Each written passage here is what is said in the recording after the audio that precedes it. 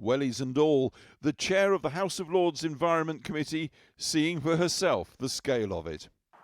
I'm absolutely shocked. It's one thing hearing about it and it's one thing seeing the pictures on the media, but it's totally different when you're faced with this mountain of waste.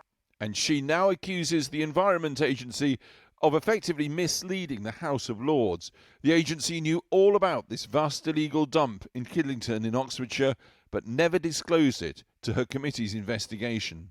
We weren't told about it by the Environment Agency, and we're really disappointed.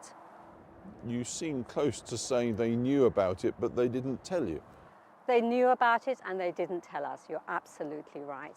They also didn't tell us about the site in Wigan. That Wigan dump is right next door to housing and children's playing fields. A nearby primary school had to close when the dump caught fire for 9 days this year. I don't think it's acceptable in modern Britain for organised criminals to produce a situation where there's rats, toxic runoff, and which stops primary school kids from a working class community in Wigan from going to school. I think it deserves the same treatment as the other major waste sites in the UK. The EA says it engaged with the House of Lords inquiry in good faith and will continue to do so. After years of being criticised for failing to clear up another huge criminal dump like this in Kent, the Environment Agency says it will now clear up this mess in Oxfordshire because it says it is a fire risk.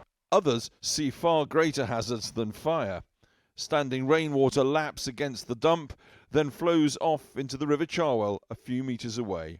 The barrier put up by the Environment Agency may stop solids from the tip, but not rainwater. The Environment Agency have put a bunch of bags full of presumably ballast in here, and the water flows around it and straight into the river, full of microplastics and chemicals that could damage all the life in the river.